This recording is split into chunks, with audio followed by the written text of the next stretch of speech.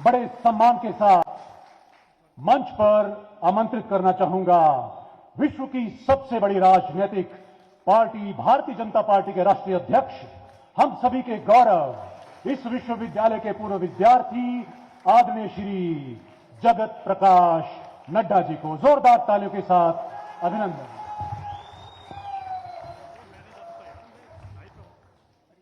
आज के इस कार्यक्रम में मेरे साथ उपस्थित हमारे हिमाचल प्रदेश के यशस्वी मुख्यमंत्री सम्माननीय जयराम ठाकुर जी, हमारे बहुत ही पुराने साथी और जिनको हम हमेशा आदर के भाव से देखते हैं और आज के कार्यक्रम में उन्होंने मेरे और विश्वविद्यालय के निवेदन पर आना स्वीकार किया, ऐसे हमारे अनुपम खेर जी, हमारे विधानसभा में स्पीकर श्री विपिन सिंह परमार जी, हिमाचल सरकार में मंत्री श्री सुरेश भारद्वाज जी, हमारे आज के इस कार्यक्रम में शामिल हुए जिन्हें आज एलुमनाई एसोसिएशन ने सम्मानित भी किया, हिमाचल यूनिवर्सिटी ने सम्मानित किया, ऐसे हमारे डॉक्टर रणदीप गुलेरिया जी, हमारे जुडिशरी से श्री विवेक सिंह ठाकुर जी, सुशील कुकरेजा जी, चंद्रभूषण बरवालिया जी, हमारे युवा काल से साथी, वैचारिक दृष्टि से अलग अलग स्थान पर खड़े हुए पर फिर भी हमारे साथी, ऐसे हमारे राकेश सिंघा जी, हमारे सुखविंदर सिंह सुक्खू जी, हमारे वाइस चांसलर जिन्होंने इस कार्यक्रम की रचना की है और इस कार्यक्रम के रचयिता हैं सम्माननीय एसपी बंसल जी, और हमारे पीके अहलुवालिया जी जो चेयरमैन हैं हिमाचल प्रदेश यूनिवर्सिटी के एलुमनाई एसोसिएशन के सम्मानित मंच, और यहाँ बैठे हुए सभी वरिष्ठ महानुभाव जिन्हें आज सम्मानित भी किया गया है और जो विश्वविद्यालय के साथ प्रत्यक्ष या अप्रत्यक्ष रूप से जुड़े रहे, और हमारे युवा साथी जो मैं देख रहा हूं ऊपर तालियों की गड़गड़ाहट से इस कार्यक्रम को सुशोभित करते रहे हैं, और मीडिया के मेरे साथी, प्रिंट मीडिया और इलेक्ट्रॉनिक मीडिया के मेरे साथी,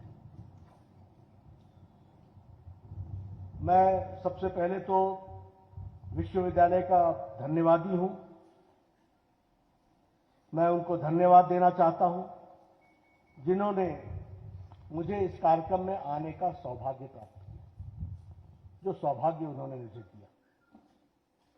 अक्सर जो बीत गई सो बात गई, समय निकल गया तो निकल गया, कौन किसको याद करता है, लेकिन आपने मुझे इस विश्वविद्यालय में आने का निमंत्रण दिया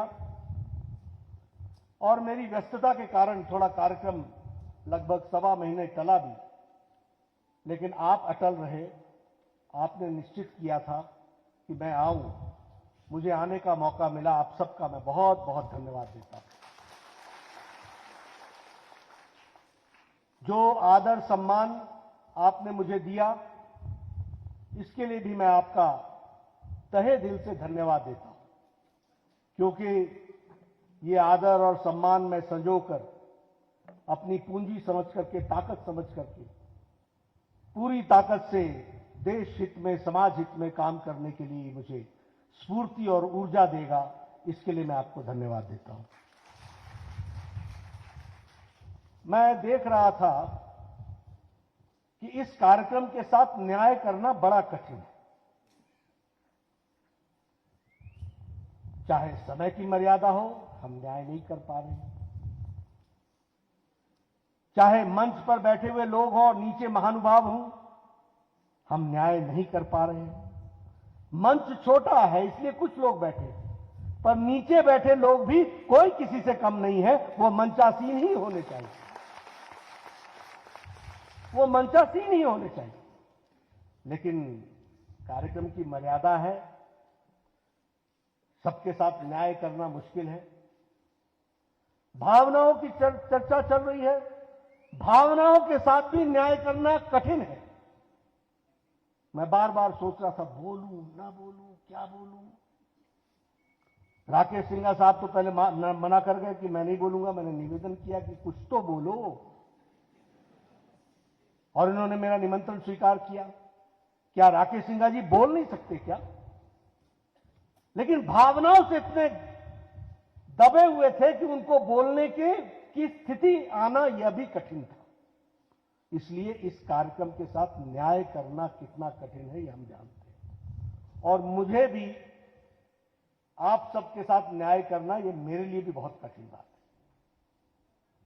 कहां से चले थे, कहां पहुंचे, कैसे मंजर देखे, कैसे रास्ते देखे, कब गिरे, कब उठे, कब चले, किसने साथ दिया, किसने छोड़ दिया, सब इसी साथ में चलते चलते कारवां चलता गया। और वही कहानी इस विश्वविद्यालय की है। यह विश्वविद्यालय एक पहाड़ी पर जीर्ण अवस्था के कई मकानों में चलने वाला विश्वविद्यालय था। मैं इस विश्वविद्यालय से शैशव अवस्था से जुड़ा हूं। 70 में एग्जिस्टेंस में आया और 80 में मैं इसका विद्यार्थी बन गया। 1980 में I was student of political science of this university. बड़े शान और शौकत के साथ कहते थे science block A, science block B, क्योंकि यही 2 बिल्डिंगें बनी थी। बाकी सब कहां जा रहे हो, निचले शेड में कि ऊपरले शेड में? वहां से ये यात्रा शुरू हुई है। 11 डिपार्टमेंट्स का था ये विश्वविद्यालय। आज मुझे बताया गया है कि लगभग 44 डिपार्टमेंट्स 242 बीघा में फैला हुआ ये विश्वविद्यालय है। मैं अभी इसकी हार्डवेयर की बात कर रहा हूं, सॉफ्टवेयर पे बाद में आऊंगा। लेकिन 241 बीघे में फैला हुआ है ये विश्वविद्यालय। आज मैं आया तो मैं पहचान ही नहीं पा रहा था, कहां गया मेरा लॉ डिपार्टमेंट, कहां गया मेरा मैनेजमेंट डिपार्टमेंट। वाइस चांसलर साहब बोले, एस बंसल साहब बोले, दिस इज मैनेजमेंट डिपार्टमेंट। हमने कहा privileged are those students who are getting the opportunity to study in such a good environment. लेकिन हम लोग उन्हीं अवस्थाओं में पढ़ते आगे निकले। और अगर मैं कहूं 16 एकेडमिक चेयर्स हैं यहां पर, रिसर्च स्टडीज हैं, और लगभग 135 एकेडमिक प्रोग्राम्स हैं। इसलिए एक बात ध्यान में रखना कि हिमाचल प्रदेश विश्वविद्यालय सिर्फ सुंदर जगह पर बसा हुआ विश्वविद्यालय नहीं है, यह शिक्षा और विद्या का सही केंद्र बना है और बन चुका है। इसको भी हमको समझना चाहिए। ये national assessment and accreditation council का ग्रेड 1 लेना और वाजपेयी जी बंसल जी को थपथपी देकर के बोले कि तुमने 3 ग्रेड और ले लिए, go kudos to you, go ahead, ये वातावरण बनना ये अपने आप में बहुत महत्वपूर्ण है।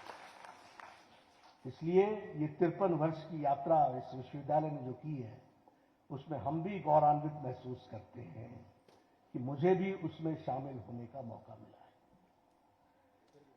मैं सोच रहा था, अगर यहां की बात करें तो राजनीति, प्रशासन, judiciary, medical, research, sports, art, culture, commerce और बिजनेस, कौन सा ऐसा क्षेत्र है जिसमें इस विश्वविद्यालय ने अपना लोहा नहीं मनवाया, अपनी थापी नहीं बनाई? ये विश्वविद्यालय। मैं पॉलिटिक्स के बारे में, अपने बारे में नहीं बात करना चाहता, लेकिन मैं अकेला नहीं हूं। मैंने आनंद शर्मा जी को भी निवेदन किया था कि आप भी आइए, वो आना चाहते थे। मैं अकेला नहीं हूं, बहुत से लोग हैं जिन्होंने इस यूनिवर्सिटी को कंट्रीब्यूट किया है। और हिमाचल प्रदेश विश्वविद्यालय और हिमाचल प्रदेश विधानसभा, ये तो लगभग पर्यायवाची से बन चुके हैं।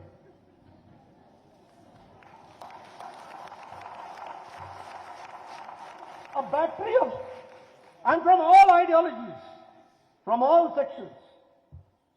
आज के दिन जब मैं यहां आया हूं तो क्या मैं पीएल भटनागर साहब को भूल सकता हूं? क्या हम उस एकेडमिया को भूल सकता हूं जिसका नाम खेर साहब ने लिया? आर.के. सिंह साहब को भूल सकता हूं? They were teacher in letter and spirit, spirit से टीचर। तभी ये वाक्य उनसे निकला था कि मैं तुम्हारी एडमिशन रोक नहीं सकता, तुमको दूंगा ही दूंगा। ये उनका टीचर बोल रहा है, उस वातावरण से निकले हुए। अगर हम बात करें फॉर्मर अश्विनी कुमार की, जो सीबीआई के डायरेक्टर भी रहे, बाद में गवर्नर भी रहे। अगर मैं बात करूं अभी हमारे चीफ जस्टिस संजय करोल की, अब ये दीगर बात है कि वो मुझे जेल में पढ़ाने आया करता था, क्योंकि मैं लॉ का एग्जामिनेशन मैंने जेल से दिया था, और मैं लॉ इसलिए कर पाया क्योंकि मेरे को जेल हुई थी, अन्यथा वो मुश्किल जाता। तो वो भी हमने समय देखा है। जस्टिस राजीव शर्मा, मैं श्रवण डोगरा जी को कह रहा था, आप अकेले कैसे दिख रहे हो, राजीव शर्मा जी कहां है? ये जोड़ी हुआ करती थी, और राजीव जी का दूसरा नाम भी था, वो हम यहां नहीं लेंगे। लेकिन ये यादें, ये हमारे वाइस चांसलर्स हुआ करते थे, एलपी सिन्हा हुआ करते थे, बाद में वाइस चांसलर्स की झड़ी लगी, तभी हमारे केसी मल्होत्रा साहब, जिन सबका नाम अभी हमारे राकेश सिंघा जी ने लिया, और उन्होंने उन सारी बातों को उन्होंने कहा कि, तो ये विश्वविद्यालय की का एक परिस्थिति हम लोगों ने, एक तस्वीर हम लोगों ने देखी है। और मैं जब आज यहां पर बैठ करके आपसे चर्चा कर रहा हूं, तो मैं महसूस करता हूं कि वापस मैं अपने घर में आ गया हूं, पुरानी यादों को ताजा करने, सारे वही तस्वीर दिखती है। ये ऑडिटोरियम, ये एक तरीके से हम सबके साथ, हमारी यादों के साथ जुड़ा हुआ ऑडिटोरियम है। इस ऑडिटोरियम में इस मंच पर आने का मौका मिल जाए तो कहते थे हो गया सरदार, मौका मिल गया, क्योंकि ये ऑडिटोरियम बहुत ही स्टिफ कंपटीशन के बाद किसी को यहां आने का मौका मिलता था। May it be art, may it be culture, may it be drama, may it be dance, may it be oratory, कोई भी हो, यहां आते आते तक विश्वविद्यालय में उसको अपना नाम और अपनी थाती, अपना काम स्थापित करना पड़ता था, तब जाके वो यहां पहुंचता था। और ये जो मैं यहां आज खुशहाल माहौल देख रहा हूं, यहां जब यूनिवर्सिटी के स्टूडेंट्स की गैदरिंग हुआ करती थी ना, तो हम मन में सोचा करते थे, पता नहीं ऊंट किस करवट बैठेगा, कितनी गर्मी रहेगी, कितनी ठंडी रहेगी, कितनी नरमी रहेगी, कौन किसकी बातों से उछल जाएगा, कौन किसकी बातों से नाराज हो जाएगा। लेकिन ये विश्वविद्यालय के छात्र संघ का केंद्र और है, ये पल्स था, यहां से हम लोगों को पता चल जाता था कि यूनिवर्सिटी क्या सोच रही। और मैंने राकेश जी से निवेदन किया, वाइस चांसलर से निवेदन किया था कि राकेश जी को बुलाना, सुखविंदर जी को बुलाना, मैंने मुकेश अग्निहोत्री को बुलाया था। क्यों? इसलिए कि ये विश्वविद्यालय गुलदस्ता है, अकेला फूल नहीं सजता, ये गुलदस्ता सजता है, सब आएंगे तो अच्छा रहेगा, इस बात को हमको समझना। मैं कौन कौन सी बातें बताऊं, अभी हामिद करजई साहब की बात, वो हमारे जूनियर थे पॉलिटिकल साइंस ऑनर्स में, ही केम इन 1981, I was the student in 1980 of political science. अब मैं बिहार से आया था, मुंशी प्रेमचंद जी पढ़ी हुई थी, हामिद मतलब हमीद। तो जब मेरी उनसे मुलाकात हुई, I am Hamid, I said O Hamid, no I am Hamid. मुझे अभी भी याद है, मैं कहा where have you gone to, Hamid where were you? I had gone to Ballygunge. What for? To have imarti. उनको इमरती का शौक था, वो भी मुझे दिन याद है। तो हम हामिद को हमेशा बोलते, always look towards right, towards the Imarti side, not the opposite side, that side is for us, that is Baluganj thana. So look towards right side, never towards the left side, that is for us. क्योंकि हम लोगों को, राकेश सिंघा जी को जाना ही पड़ता था हर महीने कभी न कभी किसी। और राकेश सिंघा जी अंग्रेजी में, पहली बार इनको हिंदी में सुना मैंने, अंग्रेजी में भाषण देते थे, पूरे ताबड़तोड़ तरीके से छात्र इंप्रेस होते थे, और हम सोचते थे हमारा क्या होगा भाई। बड़े अंदाज में कहते थे, mister vice chancellor, you can hear my raised voice, the students cannot be misguided. और मैं नीचे से बोलता था, mister Singha, you are yourself misguided. तो वो भी हमने दिन देखे हैं। एक दिन सिंघा साहब और हम सी ब्लॉक के मॉर्निंग में सुबह सुबह ब्रश करते हुए बाहर निकले। याद है सिंघा साहब? दोनों ब्रश कर रहे थे। ब्रश करके हटे। मैंने कहा गुड मॉर्निंग सिंघा साहब। बोला यार ये तुम 6:30 बजे उठ जाते हो, ऐसे स्वयंसेवक हमको 5 से मिल जाए तो मैं क्रांति ला दूं।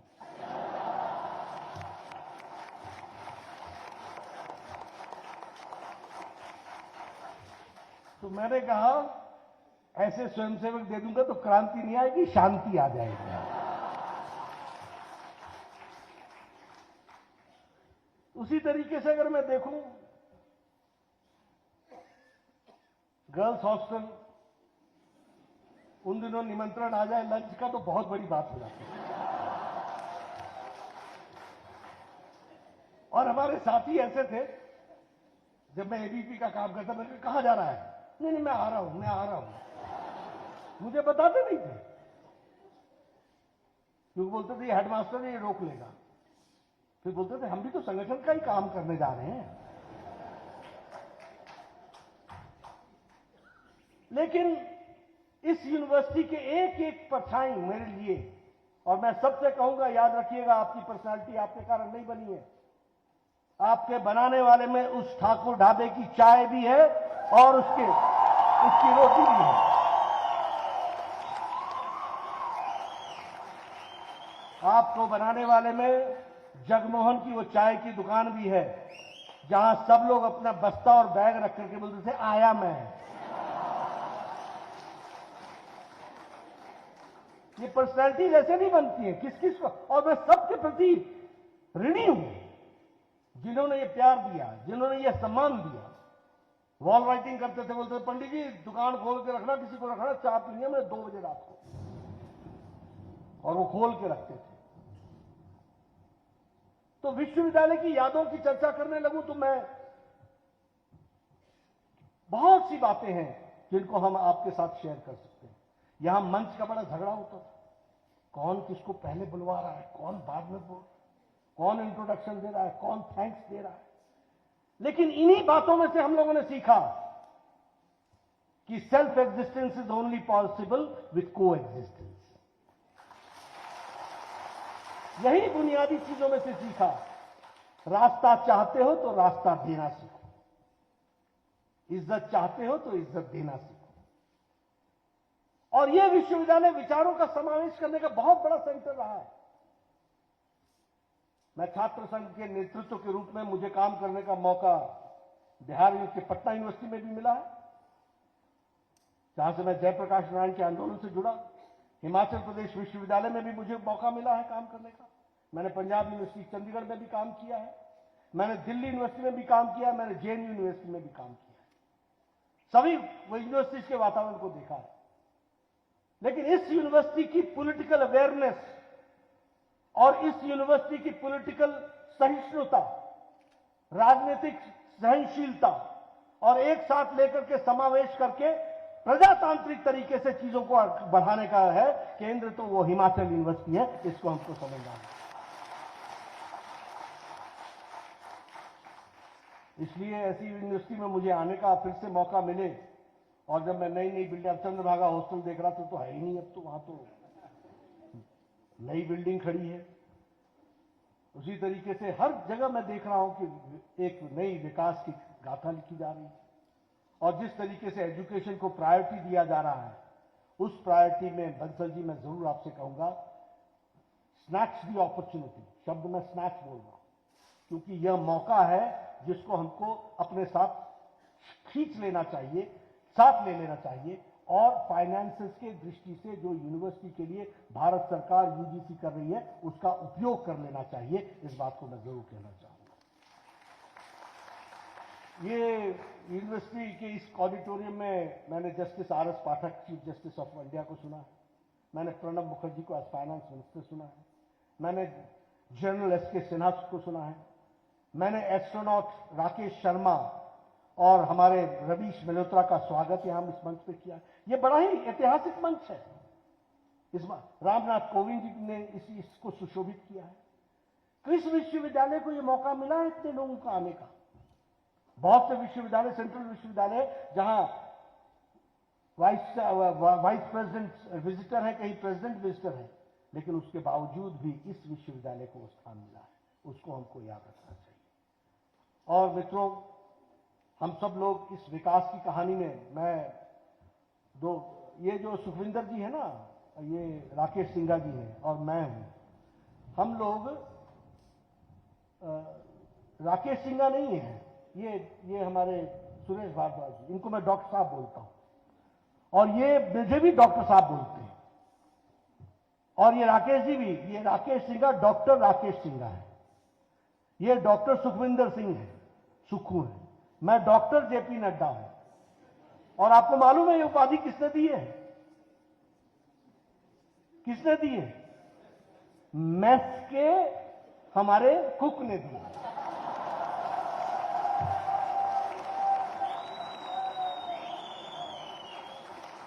हमारा वो दिलबर हुआ करता था, दिलबर मेस इंचार्ज। मैं बोला, दिलबर तू ये डॉक्टर डॉक्टर बोलने लगा है, क्या बात है? बोला, साडा फॉर्मूला बड़ा स्पष्ट है जी, जेड़ा इस यूनिवर्सिटी से 5 साल के ऊपर रह ले, हॉस्टल की रोटी खा ले, वो डॉक्टर है।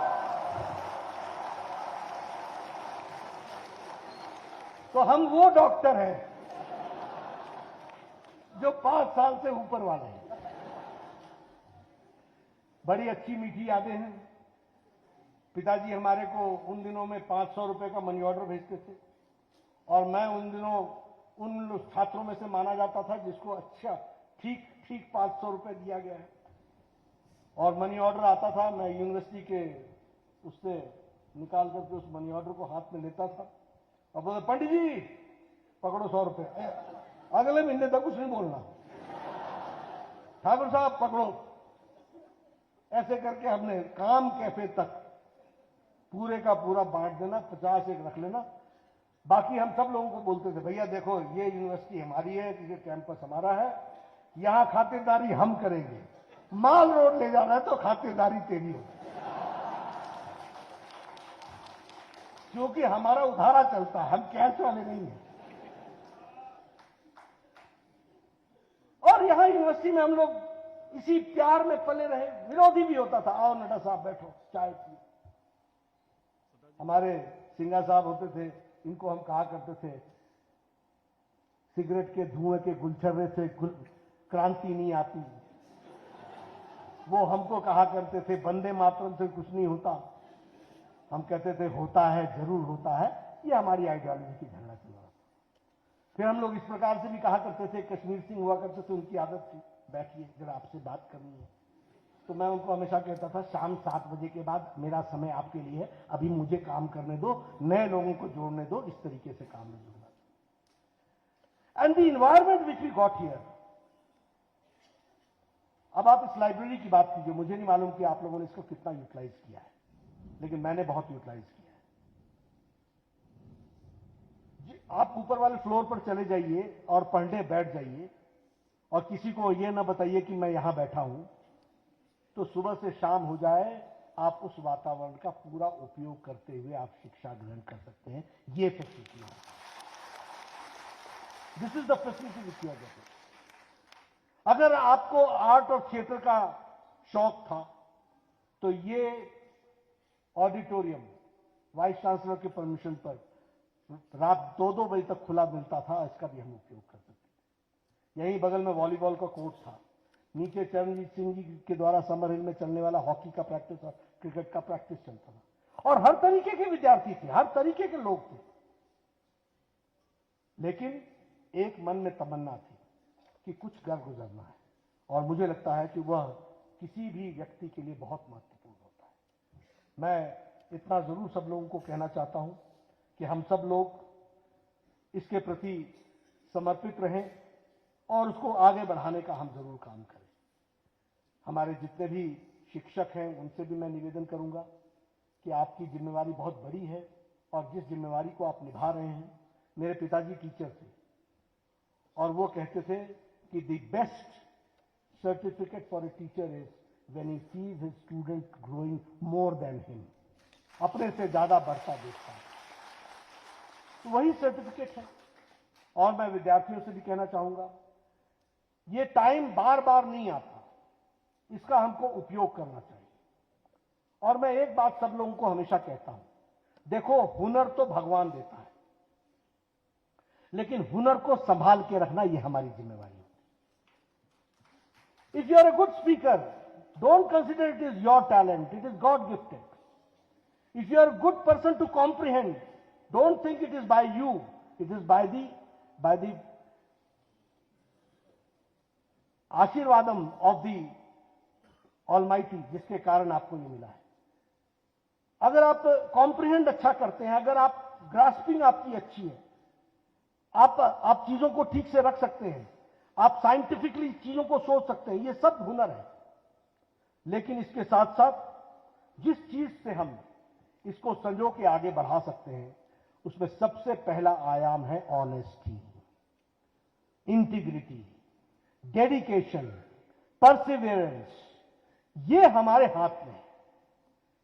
ईमानदारी से उपयोग करना ये हमारे हाथ में, डेडिकेशन के साथ चलना ये हमारे हाथ में, पेशेंस रखना हमारे हाथ में, परसिवियरेंस करना हमारे हाथ में। और मैं आपको बताता हूं, किस मोड़ पर आपको मंजिल मिल जाएगी ये आपको भी नहीं मालूम है। मंजिल मिलेगी, ये बात पक्की है। और इसीलिए मैं आपसे सबसे ये गुजारिश करूंगा कि अपने समय का बेस्ट यूटिलाइजेशन करिए, आगे बढ़िए, बड़ा दिल रखिए, बड़ी सोच रखिए, बड़े दृष्टि से काम में जुटिए, सब लोगों को साथ लेकर के चलिए। अभी प्रधानमंत्री मोदी जी ने अमृतकाल के बारे में चर्चा की है। यहां बैठे सब लोगों में से ज्यादातर लोगों ने अमृतकाल का 2047 देखना है। We have to see that. और अगर हमने देखना है तो विकसित हिमाचल देखना है, विकसित भारत देखना है और विकसित हिमाचल यूनिवर्सिटी देखनी है। यह हमको प्रण लेना है। अगर हमको आगे बढ़ना है तो हमको गुलामी की मानसिकता से बाहर निकल जाना है।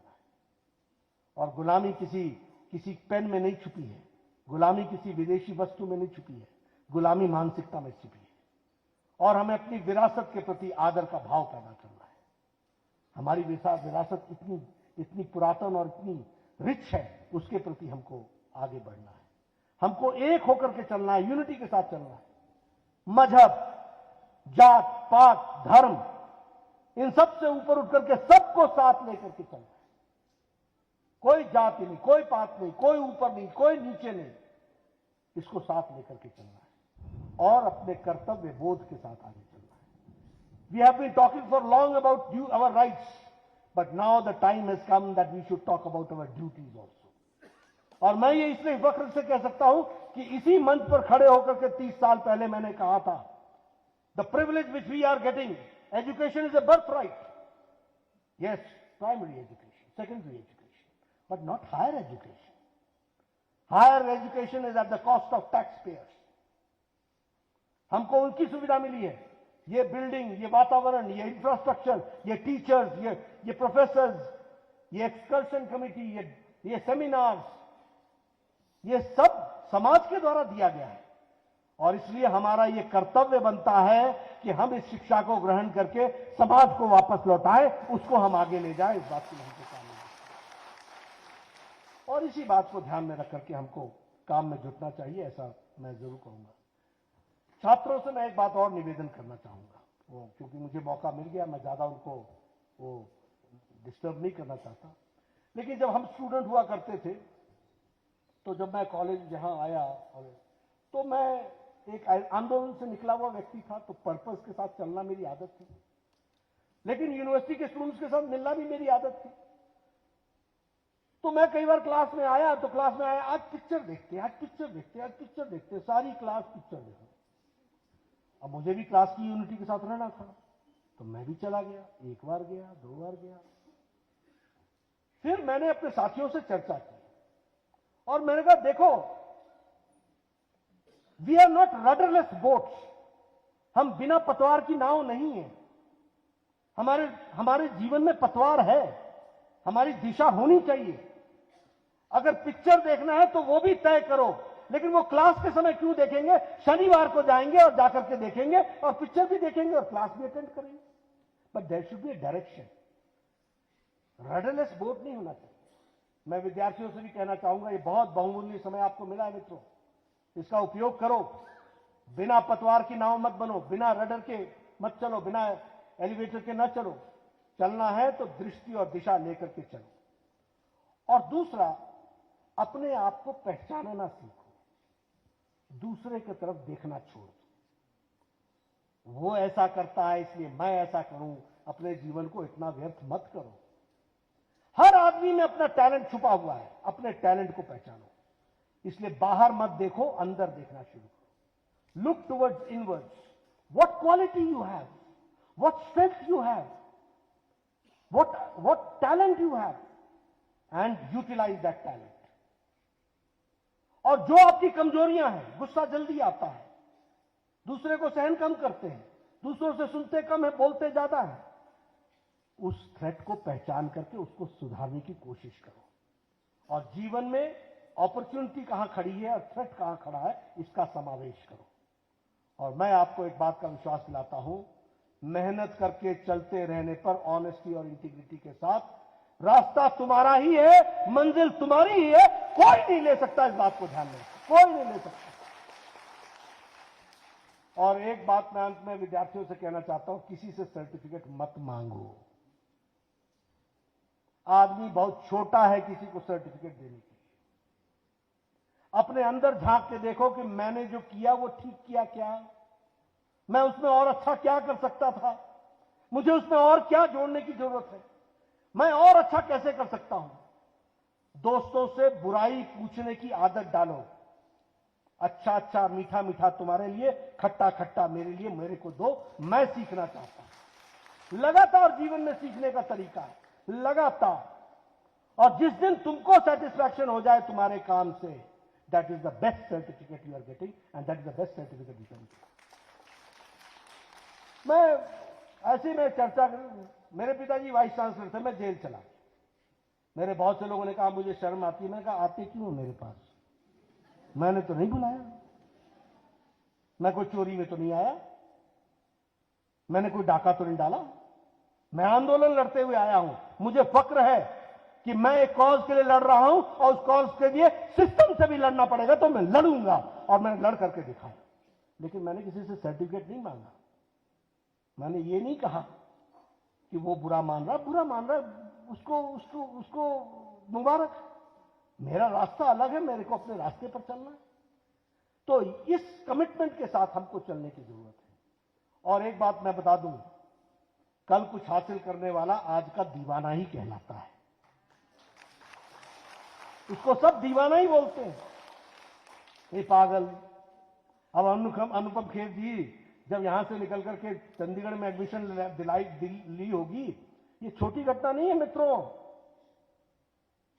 ये रेलवे स्टेशन के ऊपर के ब्रिज पर खड़े होकर के ट्रेन का देखना, आना और जाना, ये माल रोड की गुफा, और गुफा में किसी को ढूंढना, और खास करके उसका समय का याद रखना, और उन सबको छोड़ करके चंडीगढ़। और मैं कई बार लोगों को बोलता हूं, शिमला छोड़ करके किसी को भेजना होता है तो जो जाता है उसी को पता होता है कि शिमला छोड़ने का अर्थ क्या है। गर्मी, तपती धूप, लू, यहां तो हमारे लोग बोलते थे आज बड़ी गर्मी है। तो ये वातावरण आपको मिला है। मैं इसमें से आपको ये बताना चाहता हूं कि अनुपम खेर जी जब उस समय छोड़ करके गए होंगे तो उस समय ये दीवाने ही रहे होंगे। ये दीवानापन ही होगा जो आज हमारे यहां इस यूनिवर्सिटी का one of the most brilliant asset बनकर के तैयार है, और वो देश के लिए भी। रणदीप गुलेरिया जी संतुष्ट हो जाते एमबीबीएस की पढ़ाई के बाद एमएस करने के लिए, लेकिन ये पीजीआई चंडीगढ़ गए थे। मैं हेल्थ मिनिस्टर रहा हूं, मुझे मालूम है पीजीआई के चंडीगढ़ में जाकर के एमएस करने का मतलब ये होता है, आपने सुना होगा 12 घंटे की ड्यूटी, आपने सुना होगा 24 घंटे की ड्यूटी, ये 48 घंटे की ड्यूटियां देते हैं, 48 आवर्स। एम आई राइट डॉक्टर साहब? 48 आवर्स ऐसी ड्यूटियां देते हैं, और तब जाकर के इस तप से निकल करके आते हैं। कोई ऐसे ही नहीं आ गया है। और मित्रों मैं एक बात कहता हूं, ये शान और शौकत को देकर के भ्रम में मत रहना। मेहनत से, ईमानदारी से, ताकत से लड़ करके ही हासिल होती है चीजें, ये बात ध्यान रखना, कोई भी किसी फील्ड में। इसलिए मित्रों आप सब लोगों को मेरी शुभकामनाएं हैं। आपने मुझे जो सम्मान दिया है उसके लिए मैं पुनः आपको धन्यवाद देता हूं। अपने पुराने साथियों से मिलने का मौका मिला। कईयों को चश्मे लग गए, कईयों के बाल उड़ गए, कई थोड़े मोटे हो गए, सब की शक्लें थोड़ी बदल गई हैं। ऐसा नहीं कि मेरी नहीं बदली, मेरी भी बदली। तो लेकिन आप सबसे मिलने का मौका मिला और एसपी बंसल जी ने मुझे मौका दिया। एक बात तो मैं यहां से कहूं ना कहूं, मुझे सोच में रह रहा हूं, ये जो एलुमनाई एसोसिएशन की बिल्डिंग बनाई है, इसके लिए मैं 25 लाख रुपए की व्यवस्था करूंगा, ऐसा मैं बोलता हूं। लेकिन पत्रकार मित्रों और इनकम टैक्स वालों, सुन लेना, मैंने कहा 25 लाख की व्यवस्था करूंगा। राजनीति में बहुत चीजें बड़ी महत्वपूर्ण होती हैं और मुंह से कही गई जबान, उसकी इज्जत होनी चाहिए। तो मित्रों, ये मुझे मौका मिला, इसके लिए बहुत बहुत धन्यवाद। आपने मुझे सुना, इसके लिए बहुत बहुत धन्यवाद।